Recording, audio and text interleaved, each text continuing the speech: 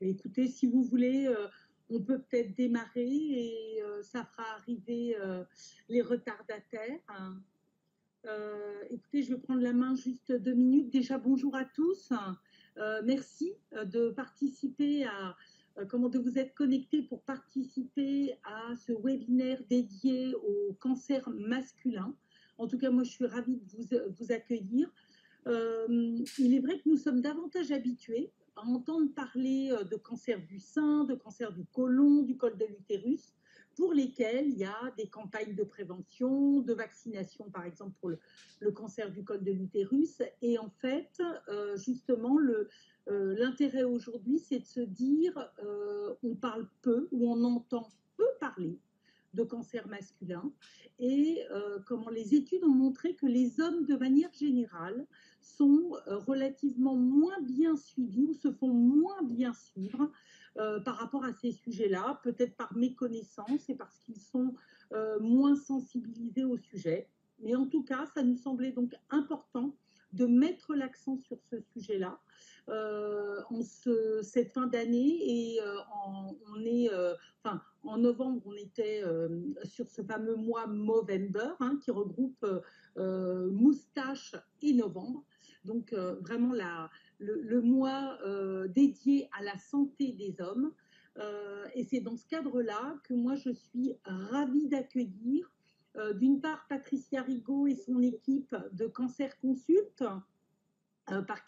avec qui comment je me suis connectée pour travailler sur ce sujet, et bien entendu avec le professeur Stéphane Houdard, qu'on est ravi d'accueillir, qui est onco-urologue, chef de service à l'hôpital Georges Pompidou et qui va animer cette conférence. Simplement, je voudrais juste donc rajouter, pour des raisons logistiques, que vous sachiez, cette conférence webinaire est enregistrée.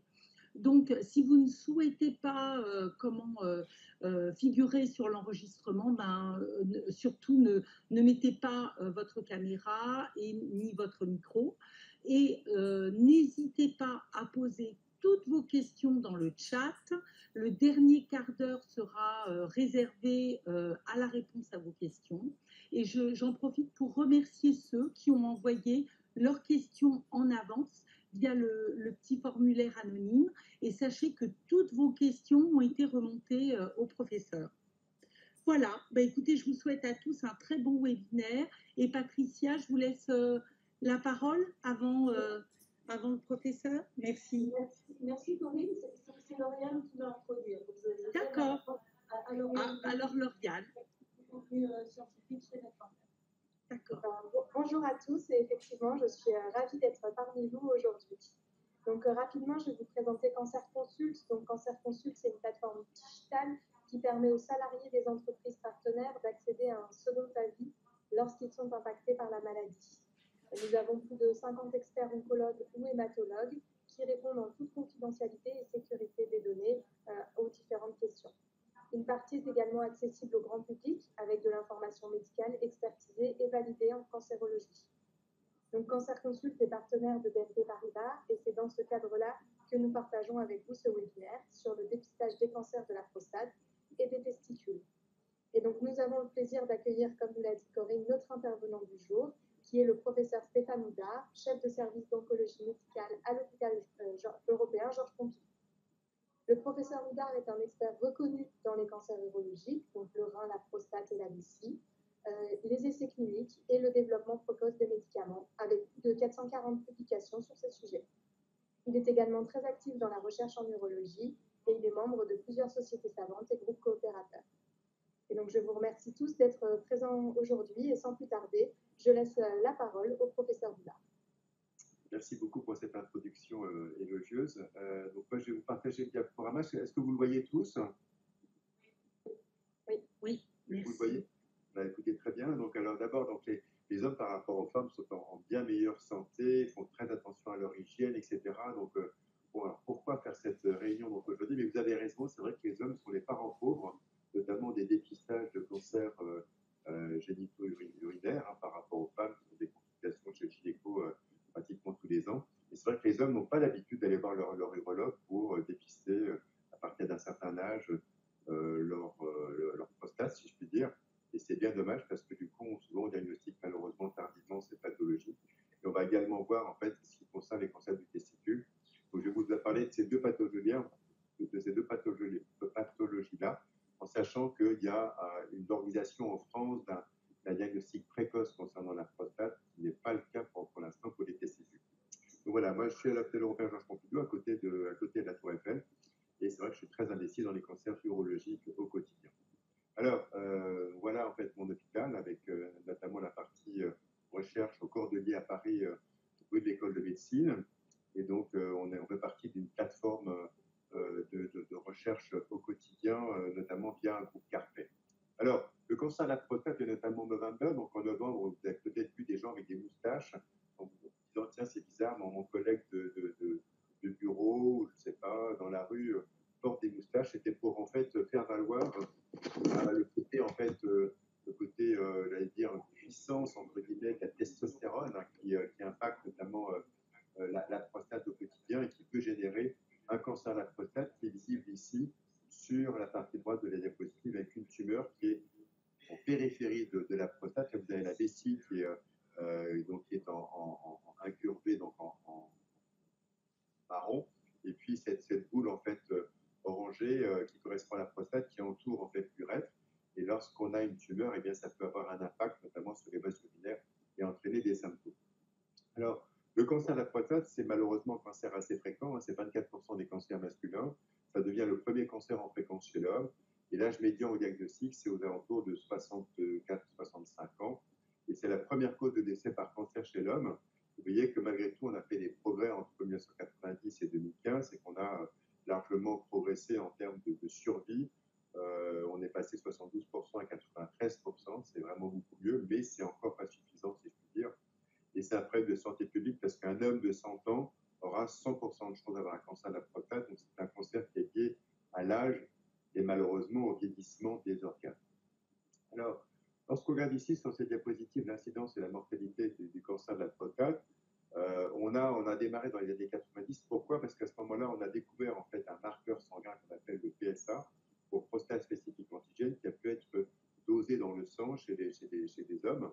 Et en fait, on voit qu'au moment où on a du coup découvert ce marqueur-là, on a pu diagnostiquer dans le temps, entre 90 et 2005, beaucoup plus de cancer de la prostate, de façon à épuiser en fait le nombre de patients pour lesquels on faisait un diagnostic. Puis après ça, on s'est rendu compte que bien tous les patients qui avaient été diagnostiqués diminuaient en termes d'incidence et on avait une diminution de cette incidence. Et on est arrivé donc à un plateau, notamment dans les années 2015, puisqu'à partir de 2015, on s'est rendu compte que ce n'était pas forcément si nécessaire que ça de faire un dosage de PSA. Et on voit qu'on arrive à un plateau, mais je reviendrai là-dessus tout à l'heure, notamment pour parler du dépistage entre guillemets du cancer de la prostate. Quoi qu'il en soit, je vous conseille de faire un PSA régulièrement pour ceux qui ont entre 65 ans, entre 55 ans et 70 ans. On voit que c'est un impact qu'on va voir considérable sur votre santé. Alors, comment est-ce qu'on fait? Alors, le cancer de la prostate, c'est souvent malheureusement un cancer qui est initialement asymptomatique. Pourquoi? Parce qu'il se développe au niveau de la périphérie de votre prostate, non pas au centre, mais en périphérie. Et du coup, au début, on a très peu de troubles urinaires. On n'a pas forcément de troubles sexuels et pas de douleur. Donc là, c'est à ce moment-là qu'avec un toucher rectal et un dosage du PSA, on peut arriver à avoir un diagnostic précoce. Malheureusement, si la maladie évolue, on va avoir des symptômes en fait à la fois locaux sur la prostate qui va retentir sur les vases urinaires, et puis également on peut avoir des ganglions qui sont atteints, des métastases, notamment au niveau osseux, et qui entraînent des douleurs. Et à ce stade-là, le traitement local n'est plus possible. On parle d'une hormonothérapie en cours, sachant que la prostate, c'est un organe qui est drivé, dont la fonction essentielle est drivée par la testostérone. Alors, les facteurs de risque du cancer de la prostate, c'est l'âge. Avant 40 ans, on a très très peu de cancer de la prostate, c'est anecdotique. À 100 ans, j'ai dit que c'est 100%, à 70 ans, ce sera 70%. Donc, c'est très important de faire des dosages de PSA. Pourquoi l'origine afro-antillaise? C'est que il semblerait que chez les Noirs, il y ait plus de cancer de la prostate que chez les Blancs. Et puis également, il peut y avoir des pesticides qui soient néfastes pour cette population-là, notamment en Guadeloupe et en Martinique, où notamment, vous connaissez sans doute la chlordécone qui est utilisée pour les régimes de bananes et qui est très toxique pour la population. Également, Également les antécédents familiaux. Pourquoi? Parce que c'est drivé par des gènes qu'on appelle BRCA1 et BRCA2, notamment chez la femme qui donne des cancers du sein et de l'ovaire, et chez l'homme des cancers de la prostate. Et lorsqu'on a un nombre de cas relativement important, c'est dans ces cas-là qu'il faut faire un diagnostic précoce, notamment avant 55 ans, pour détecter donc, des patients pour lesquels l'entourage familial est à risque de cancer. Alors, dans ces cas-là, on fait une consultation d'oncogénétique qui doit être proposée aux patients qui ont des familles de cancer du sein ou de l'ovaire et qui ont eu un cancer de la prostate agressif avant 50 ans. Dans ces cas-là, c'est une consultation d'oncogénétique. On vous fait un prélèvement de sang et on va vous dire dans l'espace de 6 mois pour bien techniquer le prélèvement si oui ou non vous avez des gènes de prédisposition au cancer de la prostate. Alors, le plus important, et je crois qu'il y a beaucoup de personnes qui m'ont posé des questions sur quand est-ce qu'il faut faire ce dosage de PSA et puis à partir d'un dosage de PSA de X ou Y, quand est-ce qu'il faut reproduire ces prélèvements. Alors, on va le voir dans le détail. La valeur normale du PSA, c'est généralement 4 nanogrammes par ml. Donc, a priori, si vous êtes en dessous, vous êtes peu à risque de cancer de la prostate, et si vous êtes au-dessus, vous avez un risque élevé de cancer de la prostate. Et là, vous avez des valeurs à gauche. De 3 à 7, on a 25% de chance de risque de cancer de la prostate, de 7 à 30, un peu plus, de 30 à 100, encore plus, et puis au-delà de 100, on a pratiquement 100% des patients qui ont un cancer de la prostate. C'est même certains urologues ne font pas de biopsie même pour éviter des problèmes de désagrément, de douleur au niveau des biopsies de la prostate, et traitent le malade sans forcément d'histologie, ce qui n'est pas un bien en général. Il faut toujours avoir une histologie pour traiter un patient. Et si un patient est très très âgé, on n'est pas forcé, on n'est pas obligé à 95 ans de faire une biopsie. Ce qu'on voit, c'est qu'en fonction de sa valeur de prostate, de PSA, eh bien, à un stade relativement, j'allais dire, un taux de PSA relativement faible, on a beaucoup de chances d'avoir une maladie localisée, ce qui est très important. Qui dit maladie localisée, dit traitement localisé et une chance de guérison très très importante. Si par contre on a un PSA qui est entre 30 et 1000, on a malheureusement des métastases qui apparaissent, des ganglions qui apparaissent, des métastases osseuses, et là on ne pourra plus faire de traitement local, on fera un traitement général. Alors, voilà en fait une image de votre IRM de la prostate. On a ici sur les côtés les hanches, on a sur la partie gauche ici en avant le pubis, vous voyez que en haut c'est le ventre, en bas ce sont les muscles fessiers, en arrière on a le rectum, et sur la partie droite ici, vous voyez on a la prostate qui est objectivée par la petite croix où je tourne autour de la prostate, et puis on a l'impression au niveau de la flèche en blanc ici, on a en hypersignal T2, donc c'est la façon de parler des radiologues, on a ça fixe plus, hein, c'est noirâtre, et donc là on a une lésion de la prostate du côté gauche qui va prendre en fait, qui va manger un petit peu sur la bordure de la prostate, qui va entraîner un bombement avec un risque éventuellement d'une atteinte extra-prostatique. On parle d'une tumeur T3A qui va avoir un impact sur le plan thérapeutique derrière. Alors, les indications maintenant des biopsies prostatiques, c'est pour un monsieur qui va voir son médecin traitant, c'est soit lorsque le PSA est au-dessus de 4, soit lorsqu'on a une anomalie autochirurgicale, on sent autochirurgicale une petite masse sur la prostate, il faut faire des biopsies, soit lorsqu'on calcule les diagnostics du PSA qui est très très élevé, c'est-à-dire qu'entre 2 ou 3 prélèvements du PSA, le PSA monte considérablement et donc traduisant une agressivité tumorale. Soit donc à l'imagerie, on a fait un scanner pour autre chose, une IRM, et on voit qu'il y a une lésion au niveau de la prostate, à ce moment-là, on va faire des biopsies. Soit on a des antécédents familiaux de premier degré, donc voire anti en fait, de cancer et une population donc à risque. Soit on est exposé au chlordécone, qui est un pesticide, tout à l'heure j'en ai parlé, et notamment chez des sujets donc, de Guadeloupe ou de Martinique, on est très enclin à, si le PSA est légèrement augmenté, à leur faire des biopsies. Alors, comment ça se passe? D'abord, si le PSA était au-dessus de 4 et ou si là, on a une tumeur autochirurgicale, on va faire cette biopsie. Et on passe, vous voyez, donc, sur la partie droite de la diapositive, par le rectum. On va faire donc une échographie, on va aller mesurer la prostate qui est un petit peu en dessous de la vessie ici. On fait ça par voie transrectale, sous anesthésie. On fait un traitement d'antibiothérapie aux patients, parce que forcément on passe par le rectum, hein, donc il y a forcément un risque infectieux. Mais généralement ça se passe bien. Et maintenant, de plus en plus, les urologues, qu'est-ce qu'ils font? Ils passent par voie périnéale, c'est-à-dire entre le rectum et les bourses au-dessus. Vous passez par une zone où il y a la peau, Donc, on n'a pas de risque de contamination au niveau rectal.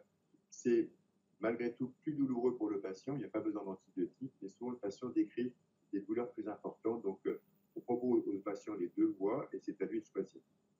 De toute façon, il y a un traitement, encore une fois, par antibiothérapie. Et le risque, quand on fait des biopsies comme ça, c'est quoi? Forcément, lorsque vous touchez la prostate, c'est quoi? C'est une urétroragie, parce que vous risquez éventuellement de piquer dans l'urètre. Une hémospermie, parce que du coup, après l'éjaculation, vous risquez d'avoir un petit peu de sang au niveau de la prostate qui est éliminé par les vésicules séminales. Également des rectoragies, puisque vous passez par un trajet du rectum. Alors, voilà une biopsie sous échographie. On ne fait pas de biopsie donc à l'aveugle. Maintenant, c'est terminé. On va regarder par échographie votre prostate. On la dimensionne dans les trois dimensions d'espace. C'est marqué ici sur la partie droite de la diapositive. Donc, cette partie, en fait, bleutée. Là, vous allez faire des biopsies qui sont à la fois dans les deux lobes de la prostate. Il y a deux lobes, le lobe droit et le lobe gauche. En fait, c'est généralement 6 biopsies par lobe. Également, on dit fait des biopsies de saturation au niveau de la zone tumorale qui est représentée ici en orange. Donc, généralement, on fait 4 biopsies au niveau de la zone tumorale, plus le 6 de chaque côté, ça fait 6 fois 2, 12, plus 4, ça fait 16. Dans un compte rendu histologique, il faut absolument avoir ces 16 prélèvements qui sont faits, donc 4 au niveau de la zone tumorale, pour être sûr qu'on est piqué dans la zone a priori tumorale et cancéreuse. Alors, il y a maintenant concernant le dépistage, d'où on vient, eh bien, concernant le dépistage, au début, on pensait que c'était vraiment une très très bonne chose. Il y a 2 études qui ont été faites, une étude américaine et puis une étude européenne. L'étude américaine, donc US, c'est 77 000 patients qui ont été comparés à, d'un côté, on fait un dosage de PSA, de l'autre côté, pour la moitié des patients, on ne fait rien. Et en fait, elle a été parasitée par le fait que les médecins généralistes aux États-Unis, sous la table, ont dit aux patients, écoutez, faites un PSA, on ne sait jamais. Comme ça, on verra si vous allez bien. Donc, en fait, on a comparé des choux versus des choux et des carottes. Donc, du coup, à la fin, forcément, votre étude américaine qui est représentée ici à la droite, du côté droit de la diapositive, vous voyez qu'il n'y a pas de différence en termes de survie. L'étude européenne a pris beaucoup plus de patients, 162 000 patients, et là, c'était en double aveugle, donc il n'y avait pas de reporting sur la valeur du PSA. Et on a, vous voyez, avec un très très grand nombre de patients, on a vu qu'il y avait un gain en survie ici à 9, 11 et 13 ans, avec des courbes qui se différencient entre la courbe rouge ici, où les patients sont dépistés par le PSA, et la courbe bleue, où il n'y avait pas de dépistage particulier. Et donc, c'est vrai qu'en Europe, on préconise plutôt ce dépistage, ce d'autant qu'il y a une 3e étude qui a été faite européenne, cette fois-ci finlandaise, qui a démontré l'intérêt sans parasitage d'un dosage du PSA régulier chez les hommes de plus de 55 ans. Le problème, c'est qu'en raison de cette étude américaine, les agences françaises n'ont pas donné suite et n'ont pas dit qu'il faut absolument faire un dépistage. Ils sont restés sur le fait qu'il faut faire plutôt un diagnostic individuel qu'un dépistage. Et donc en France, on ne parle pas de dépistage de la prostate en pratique quotidienne. Alors, c'est la raison pour laquelle il y a eu plusieurs personnes qui se sont regroupées pour dire « touche pas à ma prostate ». Pourquoi? Parce que si tu fais un toucher rectal, un PSA, j'ai 50 ans, je ne demande rien à personne, on va diagnostiquer un petit cancer qui est Gleason 6, je ne risque pas de mourir de ma maladie, mais par contre, si le chirurgien décide de m'opérer, je serai éventuellement incontinent, je n'aurai plus d'érection et j'aurai une qualité de vie qui sera très très mauvaise. Et donc, il y a eu un vent en France très important de façon à bloquer ou en fait d'empêcher un diagnostic ou un dépistage important concernant le cancer de la prostate via le PSA. D'où en fait différents bouquins, notamment la préface du professeur Boyeux, qui est radié de l'ordre des médecins pour la petite histoire en raison de ses propos un petit peu incohérents. Alors, l'opposition au dépistage du cancer de la prostate généralisé, c'est quoi? Premièrement, c'est que vous allez avoir un rapport coût-efficacité du dépistage. C'est vrai que c'est un coût. Les sociétés, on va gagner ça sur les traitements secondaires. Il y a des complications, notamment il y a des patients qui sont décédés après des biopsies de cancer de la prostate alors qu'ils étaient en parfait état général à 55 ans. Bon. Il y a une morbidité liée aux biopsies prostatiques. Tout à l'heure, on l'a vu, des risques infectieux. Il y a un risque de surdiagnostic également sur-traitement. Il y a certains urologues, par exemple, s'ils voient une tumeur donc, de faible volume, vont dire écoutez, voilà, je vais vous opérer, alors qu'en fait, on peut très bien faire de la surveillance active chez ces patients-là. Mais il y a certaines personnes qui, du coup, se disent tiens, ils ont le bistouri facile et donc ils vont opérer le malade. Il y a également un risque sur la qualité de vie lié au surtraitement. Forcément, la prostate est un organe qui a une fonction sexuelle importante et également une fonction de continence. Donc l'homme va être impacté sur sa continence et sur le plan sexuel. Donc c'est un impact majeur. Et vous voyez que l'HAS n'a pas donné suite en fait en raison des multiples études dont j'ai parlé tout à l'heure, américaines et européennes. Alors, l'incidence et la mortalité en fonction des pays, vous allez me dire, mais est-ce que c'est un impact si on fait des PSA régulièrement ou pas? Eh bien oui, j'étais il n'y a pas longtemps donc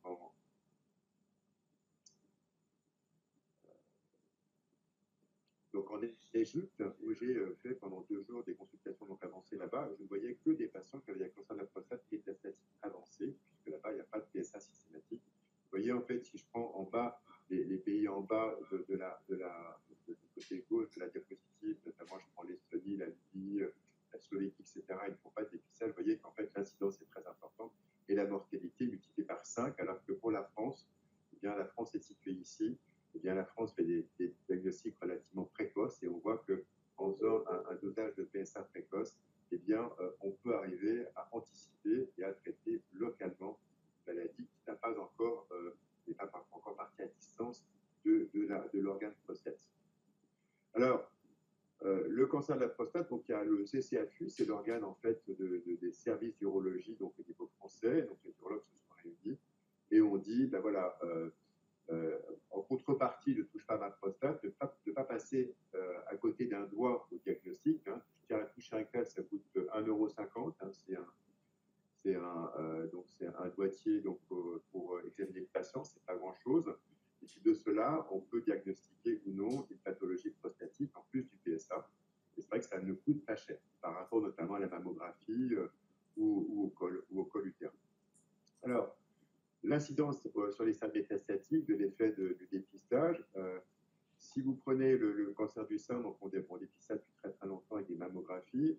La prostate, on a commencé dans les années 90 avec un dosage du PSA. On a vu que du coup, après un surdiagnostic, parce que sur la population de patients qui avaient un cancer de la prostate localisé, localement avancé ou métastatique, on a vu qu'il y avait une décroissance de cette courbe très importante. Et là, on arrive à un plateau depuis quelques années. Et si je prenais de 2010 à 2020 ou 2024 aujourd'hui, on assisterait à une petite remontée en France, puisque du coup, c'est plus un prérequis de faire un dosage prostatique. Alors, il n'y a pas, comme vous l'avez compris, il n'y a pas de dépistage de masse, c'est un dépistage individuel, notamment si l'espérance de vie est de plus de 10 ans à partir de 50 ans. Vous voyez, donc ici, sur la partie droite, ce n'est pas très compliqué. Vous avez le rectum en arrière, la prostate qui est un petit peu en avant. Donc, avec un doigtier, vous allez très, très facilement pouvoir palper si oui ou non il y a un petit nodule sur la prostate. Alors, comment ça se passe? On fait un toucher rectal et un PSA donc annuel. On fait un premier dosage à 50 ans. On fait un premier dosage à 45 ans s'il y a des facteurs de risque. Tout à l'heure, on en a parlé. Et on va tenir compte du seuil. Si le seuil du PSA est inférieur donc à 1 nanogramme par ml à 50 ans, on va espacer les dosages. On fera un dosage tous les 5 ans, tous les 5 à 8 ans. Si par contre votre PSA est entre 1 et 2, eh bien, vous allez faire un PSA plus rapproché, disons, tous les 2 ans. Ça, c'est important pour vous. Il y a pas mal de questions qui me posaient la question, notamment sur l'intervalle libre entre deux dosages de PSA. Alors, voilà les ABAC. D'abord, il faut informer les patients dès l'âge de 45 ans s'ils ont des facteurs de risque. Il n'y a pas de dépistage après 75 ans parce qu'on risque de surtraiter pour des patients pour des pathologies cardiovasculaires, diabète ou autres. On fait un premier dosage entre 40 et 50 ans et puis la fréquence des dosages va pouvoir être présentée donc ici. Je présente tout de suite tout d'emblée. Tout à l'heure, on en a parlé, moins de 1 nanogramme tous les 5 ans.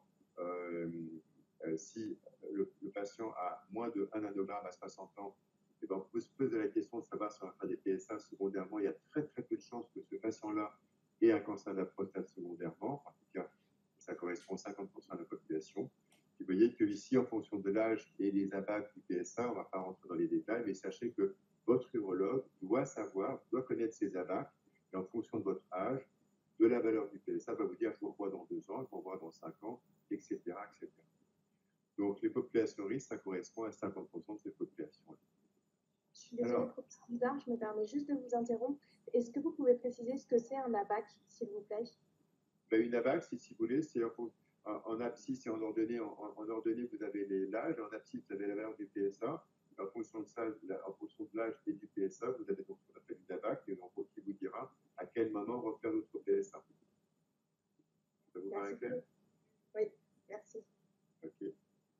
Alors, surveillance et traitement. Donc, la stratégie du traitement est adaptée en fonction du patient, donc en fonction du stade. Le stade, c'est quoi? Est-ce que la tumeur elle est petite? On parle de tumeur T en anglais. T, c'est pour tumeur. On a une classification qu'on appelle TNM. T pour tumeur, N pour lymph node ganglion en américain, et M pour métastasis ou métastase. Donc, on va tenir compte du stade, on va tenir compte du grade. Le grade, c'est quoi? C'est la histologie lorsque je regarde la tumeur au microscope. Est-ce que ma tumeur est agressive ou pas? Et on caractérise cette agressivité en fonction du score de Gleason, qui est très important, qui est connu par tous les anapathes. Et puis l'histologie, on va voir si la tumeur, c'est une tumeur classique de type adénocarcinome, ou est-ce qu'elle est une tumeur avec une composante neuroendocrine qui est très agressive ou pas. Et donc, tout ça, c'est vraiment des points de détail pour des cliniciens, mais c'est très important pour choisir la stratégie thérapeutique. Et en fonction de ça, vous avez différents traitements. Si la tumeur elle est relativement modérément agressive, on peut faire de la surveillance active. Alors, surveillance active, ça ne veut pas dire que je vous revois dans 5 ans et aller au balnéaire et je vous revois dans 5 ans. Non, c'est suivre le patient chaque année en faisant un PSA, un toucher rectal, donc en le surveillant, et éventuellement en faisant des biopsies prostatiques tous les ans. Ça, c'est la surveillance active. Un urologue qui vous dit, je vous revois dans 5 ans, vous n'avez pas de maladie ou très peu de choses d'avoir une maladie, ce n'est pas de la surveillance active. Deuxièmement, la chirurgie, c'est quoi? On va retirer la prostate, on parle de prostatectomie radicale, et on fait un curage des ganglions. Les petits ganglions, c'est les petits ganglions que vous connaissez, vous avez déjà eu tous des petits ganglions. Donc, on va retirer la prostate et les ganglions qui vont drainer éventuellement la tumeur autour de la prostate. Donc, on fait une chirurgie large. Soit on peut faire de la radiothérapie. La radiothérapie, c'est quoi? C'est soit de la radiothérapie externe, soit de la curithérapie. Donc, on va vous mettre par voie rectale un tube radioactif qui va aller irradier localement la prostate, soit qu'on peut laisser, soit qu'on peut retirer après les radiations locales. Soit on ferait des traitements par hormonothérapie en ciblant le récepteur des androgènes. Les androgènes, c'est quoi? C'est la testostérone qui va aller se fixer sur le récepteur des androgènes, qui va permettre à la prostate de vivre et d'être stimulée au quotidien, et pour l'homme d'avoir des capacités sexuelles notamment. Les thérapies ciblées, il y en a actuellement donc, qui sortent sur le marché. On a, sur la prostate, notamment vos cellules prostatiques, on a un récepteur qu'on appelle le PSMA, et qu'on peut aller cibler donc, avec des molécules radioactives, et qu'on a la chimiothérapie, et notamment les molécules qu'on appelle les taxanes. Donc voilà, vous voyez tout ce qu'on a donc, au quotidien, donc c'est assez large.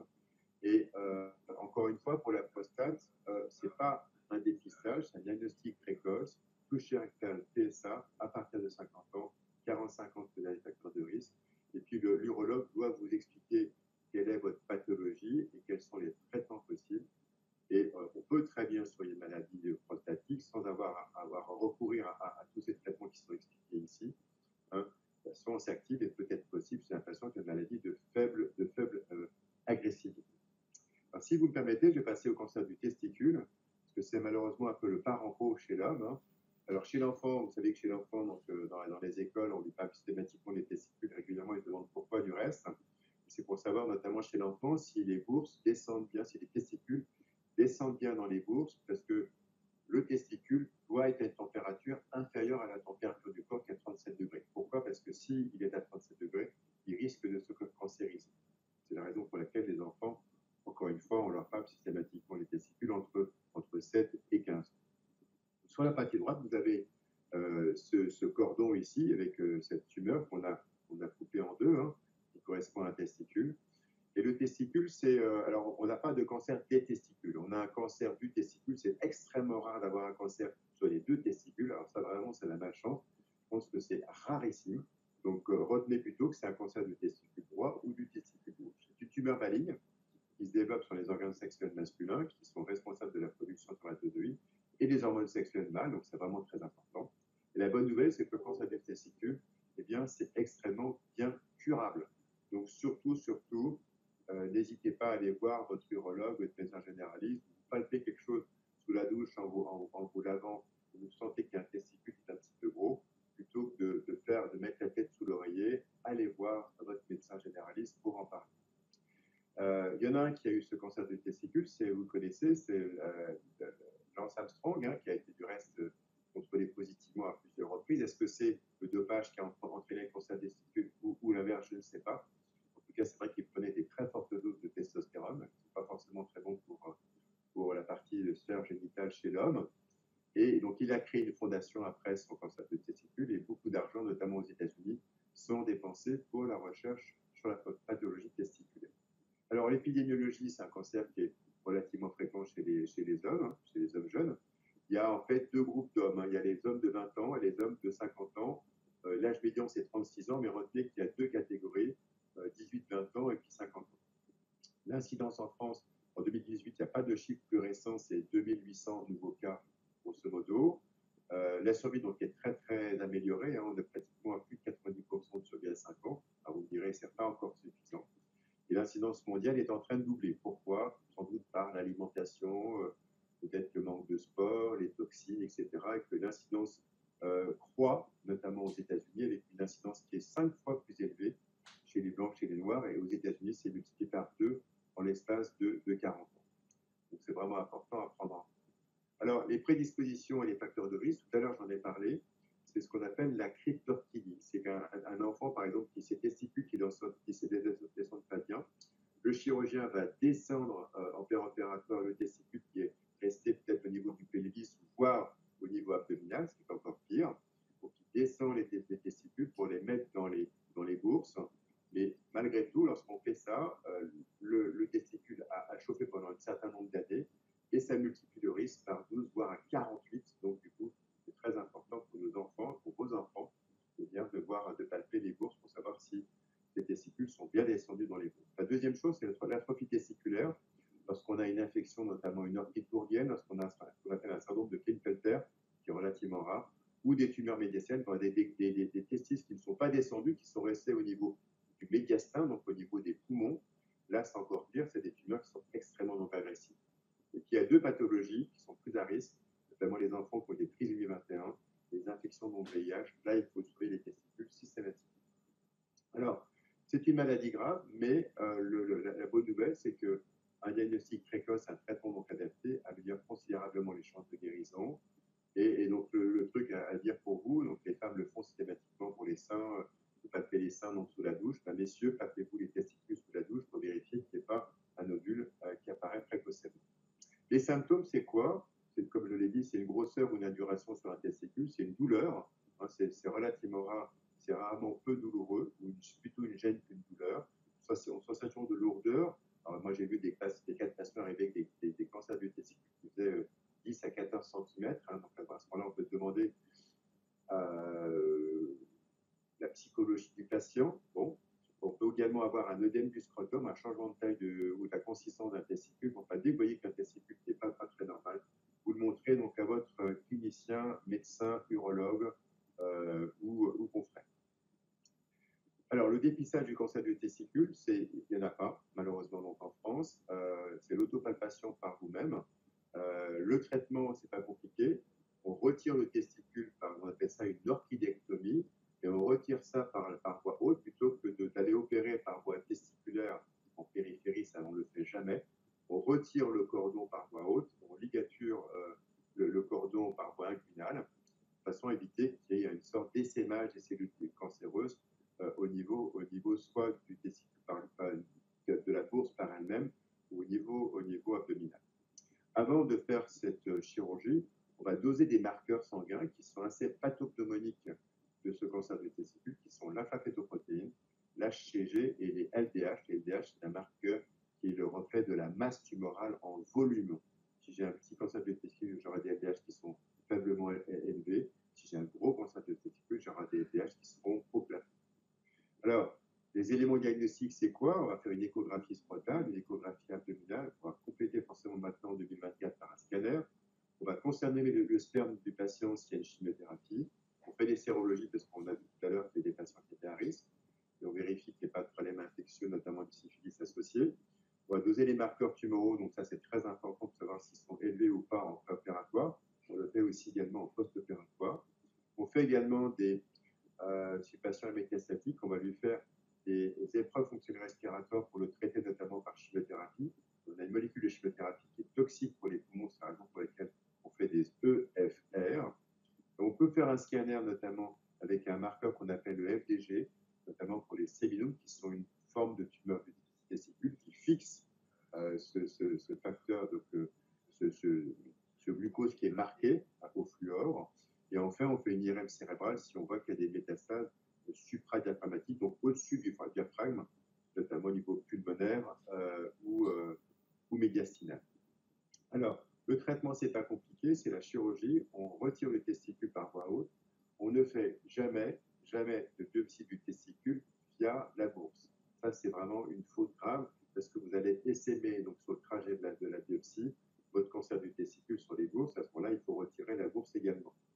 Les traitements complémentaires qu'on fait, c'est la chirurgie, la radiothérapie. Donc, on fait un curage, on retire les ganglions qui sont sur le trajet d'essaimage des potentielles cellules tumorales au niveau du testicule.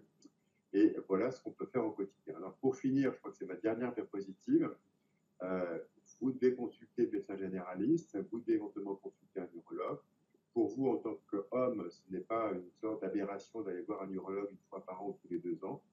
C'est très bien. Hein. Rappelez-vous, les femmes font ça systématiquement chez le gynécologue et éventuellement donc aller voir un cancérologue si besoin. Voilà, j'espère que je n'ai pas été trop long. Je vous remercie pour votre attention. Je suis prêt à répondre à vos questions. Et il est 13h40. Merci beaucoup. Effectivement, c'était très, très intéressant. Merci beaucoup, oui. Alors, effectivement, j'ai quelques questions. Alors, vous avez partiellement répondu, mais pour le dépistage, quel type de médecin il faut aller consulter? Est-ce que le médecin traitant, c'est suffisant pour un cancer de la prostate également? Ou est-ce qu'il vaut mieux que j'aille voir un urologue directement ou un autre médecin? Alors, les choses ont pas mal évolué pour le cancer de la prostate parce que du coup, avant, je pense que c'était généraliste. Maintenant, je pense qu'il faut aller voir directement donc, un urologue. Pourquoi? Parce qu'un urologue va faire une IRM, notamment pour bien voir la prostate en fait 3 dimensions. Il a besoin de faire cette IRM avant les biopsies, parce que si on fait des biopsies puis après ça une IRM, on va complètement fausser le diagnostic notamment radiologique. Et souvent les médecins traitants, voilà, si vous avez un PSA élevé, je vous fais un toucher rectal. Souvent, il peut prescrire l'IRM, mais il ne sait pas l'interpréter, donc ça c'est un problème. Et puis derrière, il peut demander des biopsies sans avoir recours à l'IRM avant. Je pense que c'est important de transmettre directement le patient qui a un PSA un petit peu élevé à l'urologue, qui va savoir comment faire. Il est rodé donc à ça, il connaît, lorsque je ne voulais pas parler tout à l'heure, mais lorsque le PSA est entre 7 et 10, on regarde le PSA libre sur le PSA total, parce qu'il peut y avoir une composante d'adénome. Hein. L'adénome par lui-même, qui est une tumeur bénigne de la prostate, peut sécréter du PSA. Et là, du coup, le médecin traitant peut s'y perdre un petit peu sur le ratio. Donc voilà, donc je conseille d'aller voir un urologue. Il va vous refaire un examen clinique. Parce le doigt du urologue est très différent du doigt du médecin généraliste en termes de sensibilité. Et donc, du coup, en termes de diagnostic, ce sera plus précis. Voilà. Ok, merci. Et donc ça, quel que soit l'âge. C'est-à-dire que même si c'est un premier dépistage a lieu à partir de 50 ans, sans problème apparent, sans douleur ou quoi que ce soit, il vaut quand même mieux toujours l'urologue que le médecin. Moi, je pense que oui. D'abord, les médecins généralistes, il y en a de moins en moins, il y en a pratiquement plus du reste. Ils ont à couvrir différentes pathologies, c'est très compliqué pour vous.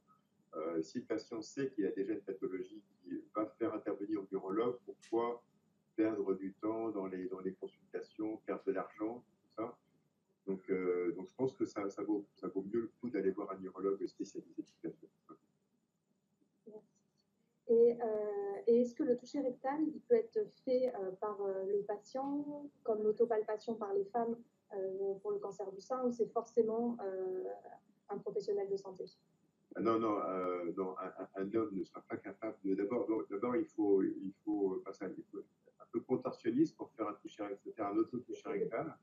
Donc, je ne recommande pas forcément. Et puis surtout, la personne lambda ne saura pas, ou sous la prostate, ne saura pas s'il y a un ovule ou pas. Donc, ça ne sert à rien de se faire des auto-touchés rectaux. Là, ça va être la cata. Donc, autant le sein qui est un organe externe qu'on peut palper doucement, c'est bien, autant la prostate, je pense que c'est vraiment contre-indiqué. Enfin, je ne le recommande pas. Hein. Voilà. Et quels sont les signes, symptômes qui doivent justement amener à consulter un médecin? Alors, ce que j'ai dit tout à l'heure, c'est qu'il y a peu de. Lorsqu'on a un adénome de la prostate, c'est-à-dire une prostate qui est un petit peu grosse, qui se développe surtout sur le trajet de la voie de l'urètre, hein, là, donc, pour faire pipi, un adénome entraîne des symptômes. On a du mal à faire pipi, on a des urgenturies. Quand on va faire pipi, on vide uniquement la moitié de sa vessie, on y va un quart d'heure après. Alors que pour le cancer de la prostate, ça se développe sur la périphérie de la prostate. Donc, ce sont des symptômes tardifs, puisqu'ils ne vont pas avoir un retentissement précoce. Ou s'il y a un retentissement, ça veut dire que la tumeur est déjà très évoluée. Donc, un patient, quelqu'un de 50 ans, s'il est bien cortiqué, qui bosse dans une banque, par exemple, eh bien, il va se faire diagnostiquer un PSA rapidement, ça ne coûte rien, et ça peut rapporter beaucoup de choses. Donc voilà, ce d'autant qu'il y a des facteurs familiaux de risque. Et on n'est pas forcément au courant de ce qui se passe dans la famille. Il peut y avoir une sorte de non-dit.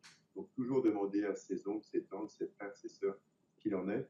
Ce d'autant qu'il y a un cancer du sein, un cancer de l'ovaire, un cancer de la prostate dans les plans familiaux. Dans ces cas-là, je pense que ça ne mange pas de pain. Donc, moi, ce que je recommanderais, c'est à 50 ans de se faire un PSA. Comme ça, vous avez un dosage de départ. Voilà. Et à partir de là, peut-être de le faire tous les 5 ans si le dosage est très bas. Hein, je pense que c'est bien de se dire. L'autre chose, c'est sûr. On pourrait se dire, tiens, j'ai fait mon PSA, il est normal, bon, pendant les 20 ans qui viennent, je suis tranquille. Ça, c'est l'autre élément qui n'est pas forcément bon à faire. Hein.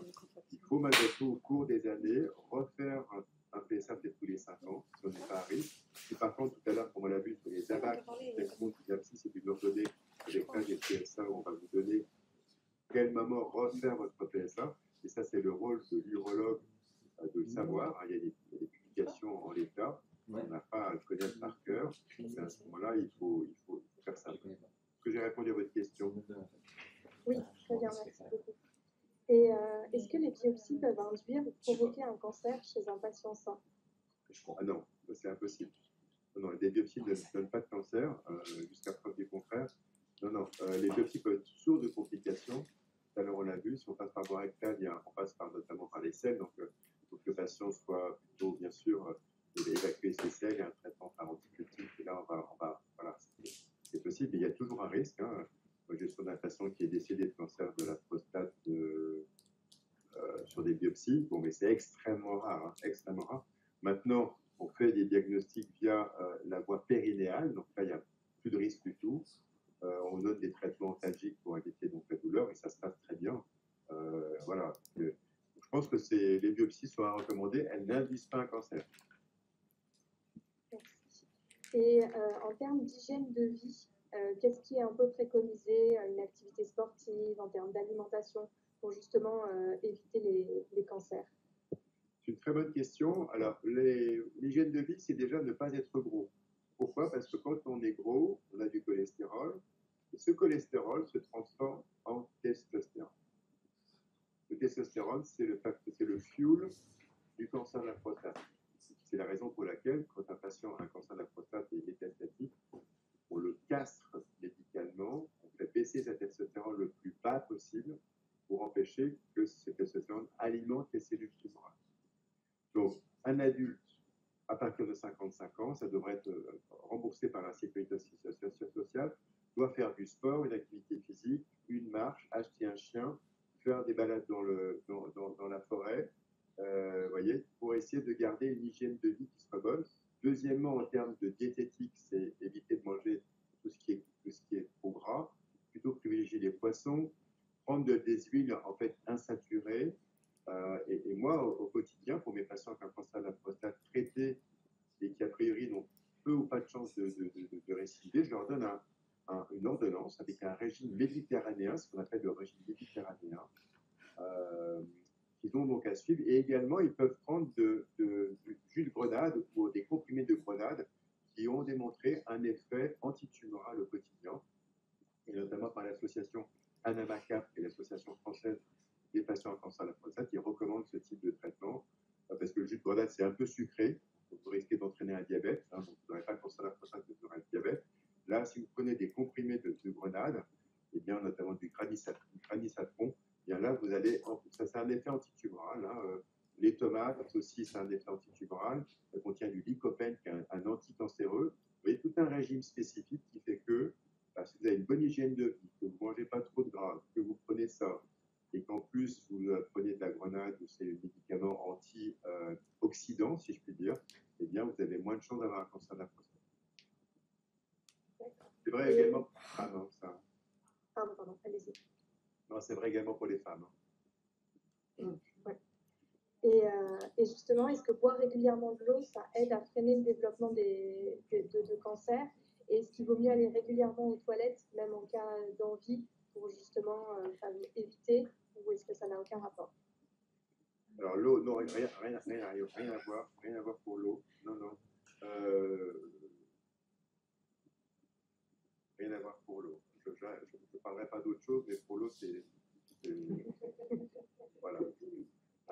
Et justement, l'alimentation industrielle, est-ce que ce sera un facteur un peu de développement de risque de cancer? Si vous prenez par exemple les bananes qui ont été traitées par chlordécone, ça, on a bien vu, hein, ça multiplie par 5 ou 6 les cancers, notamment en Guadeloupe et en Martinique. Donc, et c'est un pesticide qui reste très longtemps dans les rivières, etc. Donc, on n'a pas fini d'avoir des patients de là-bas qui ont un cancer de la prostate, souvent plus agressif du reste. Donc, en fait, oui, tout ce qui est prendre plutôt que de prendre des plats cuisinés, prendre des plats que vous faites vous-même, manger des légumes, des brocolis, tout ce que vous voulez, des tomates, etc. Pour les tomates, il ne faut pas retirer la peau, parce que la peau, c'est dans la peau que se contient le lycopène. Donc voilà. Donc en fait, avoir une hygiène de vie qui fait que voilà, vous faites attention un peu à tout, l'alimentation et le physique. Ouais.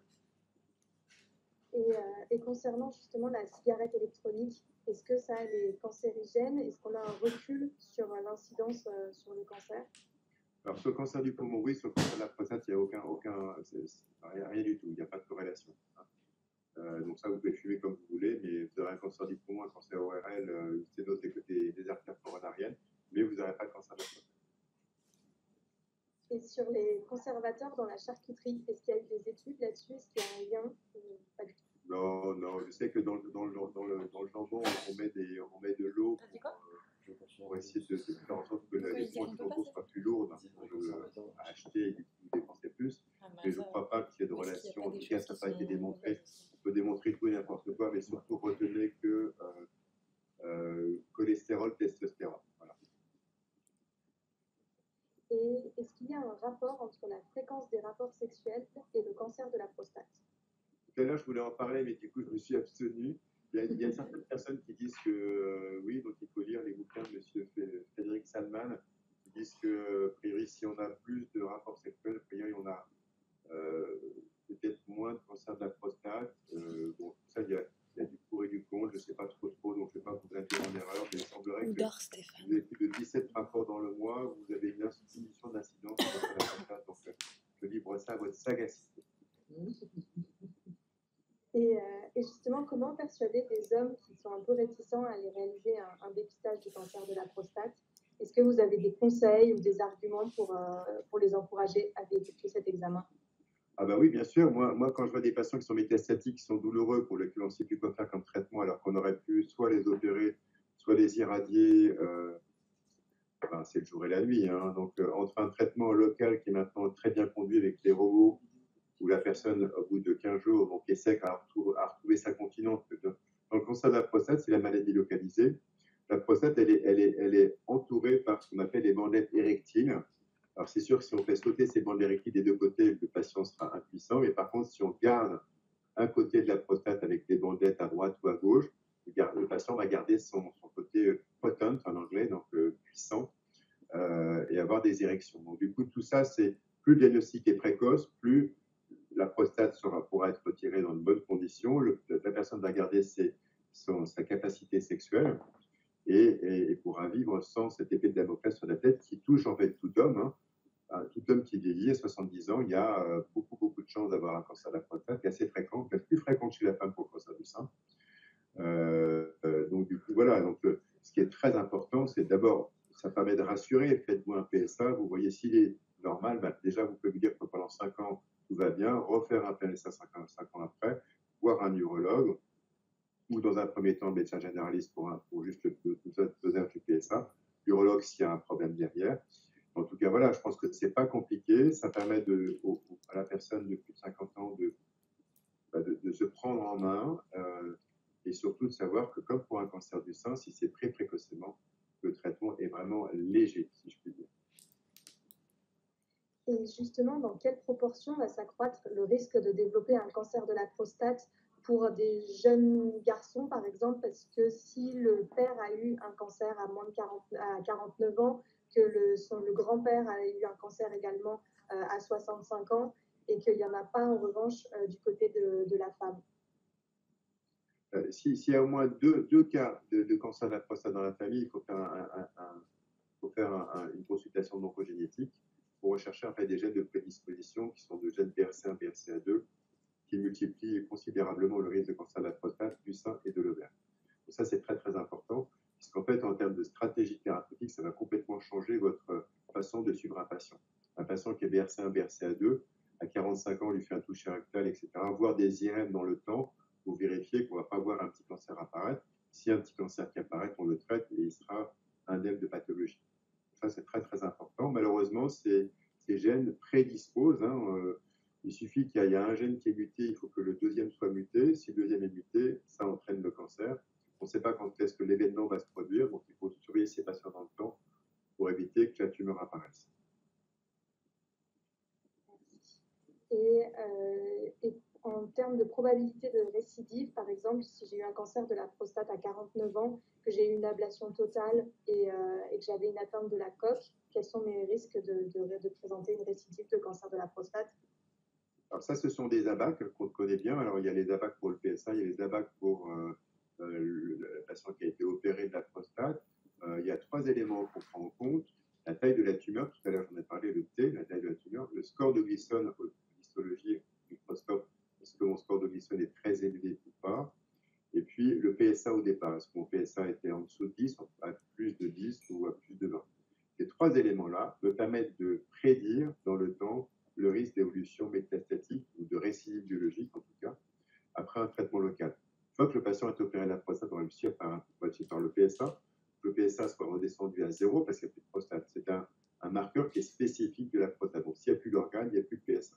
Donc, votre PSA descend à 0, après, ça va monter progressivement. S'il remonte, c'est-à-dire qu'il y a des cellules tumorales qui se baladent.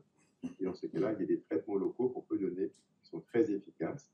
Mais en tout cas, on a des ABAC qui sont capables de prédire le pourcentage, 30%, 40%, 50% ou plus. Voilà. Mais en tout cas, il faut savoir que si on a une récidive biologique, ça ne veut pas dire qu'on va mourir du cancer de la prostate. Ça veut dire que les cliniciens sont aptes à vous traiter efficacement avec des traitements appropriés, soit de radiothérapie, soit pour empêcher que la maladie évolue derrière. Et justement, est-ce qu'il y a des signes à surveiller après un premier traitement local pour être vigilant concernant une récidive? Alors, l'élément à surveiller, c'est le PSA qu'on doit faire généralement tous les 3 ou 6 mois. C'est un très très bon marqueur, c'est un marqueur qui est spécifique de cet organe.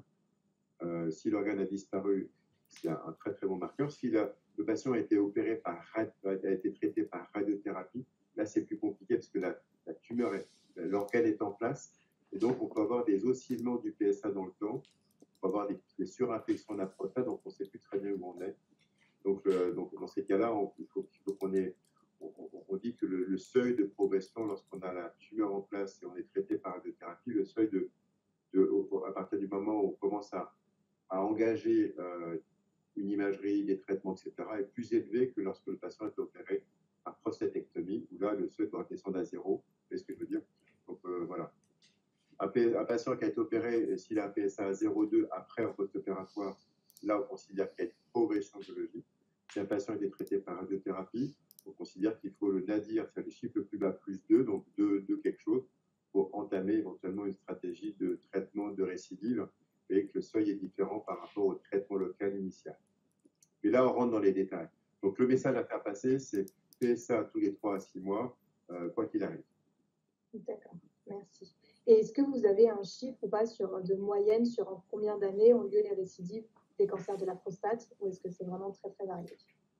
ça va dépendre exactement de l'agressivité tumorale. Si un patient a une toute petite tumeur, il risque d'avoir une récidive dans 30 ans. Donc, s'il a 70 ans, il risque de récidive à 100 ans. Si par contre, il a 65 ans et qu'il a une tumeur très agressive, il risque de récidiver à 63, à 67 ans. Oui. Donc là, je ne peux pas vous donner de chiffres. Ça dépend. Chaque patient est particulier. Il y a des ABAC, encore une fois, qu'on peut faire, et qui sont disponibles sur Internet. Et donc, en fonction de ça, ça peut permettre de vous prédire. Et du reste, ça permet de prédire dans le temps la surveillance. Tous les combien, il faut voir le patient de façon à être prématurément instituer des traitements secondaires. Merci beaucoup. Et j'ai une dernière question. Donc, tout à l'heure, vous disiez qu'un homme de 100 ans était à 100% sûr d'avoir un cancer de la prostate. Est-ce que, du coup, l'ablation de la prostate en fin de vie serait-elle une solution? Alors, quand je dis qu'à 100% des patients ont un cancer de la prostate à 100 ans, ça ne veut pas forcément dire qu'ils vont mourir de leur cancer de la prostate. C'est-à-dire qu'ils ont une tumeur prostatique en place. Elle n'est pas forcément très agressive. Elle est là. Si j'avais étudié jusqu'à 130 ans, peut-être qu'ils mourraient à 130 ans de leur cancer de la prostate. Et ce n'est pas ça qui va les faire mourir. Vous voyez ce que je veux dire? Oui, complètement. Merci beaucoup. Je crois que j'ai fait le tour de toutes les questions qui étaient. Oui, on a fait le tour de toutes les questions. Ah ben, génial.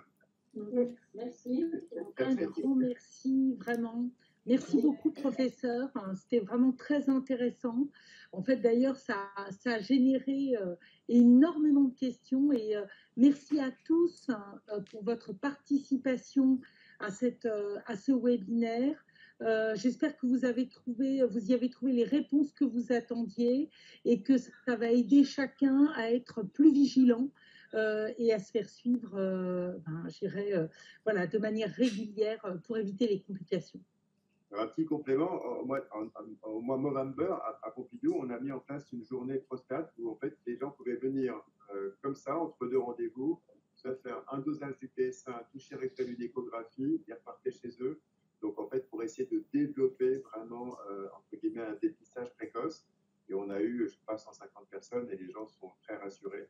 Il reste en moyenne un quart d'heure dans la structure. Et donc, c'est vraiment, ça permet de changer les choses. On devrait aujourd'hui, pour les hommes à partir de 50 ans, ça serait un prérequis qu'un homme ait systématiquement une consultation urologique. Ça devrait être remboursé par ça devrait être un prérequis. Comme le cancer du côlon pour la coloscopie, comme le sein, etc., comme le col. Si on fait ça, parce que moi je vois des patients au quotidien qui sont métastatiques, donc véritablement, mettez-vous dans la tête que la prévention, ça vous empêche d'avoir des complications derrière de malades, parce qu'un patient qui a un cancer, quel qu'il soit métastatique, c'est la croix et la bannière, c'est un changement de vie. Donc surtout, le message à faire passer, c'est demain, vous prenez un rendez-vous, vous faites votre PSA, vous allez voir votre médecin traitant, lui demander de faire un toucher rectal, c'est peut-être pas très agréable, mais on s'en fout. Et derrière, vous retournez bosser et vous êtes content, joyeux, actif, et je vous remercie. Merci beaucoup. Merci. Voilà, bonne journée à vous. Merci, très belle journée à tous. Merci beaucoup, professeur. Au revoir. Au revoir. Au revoir.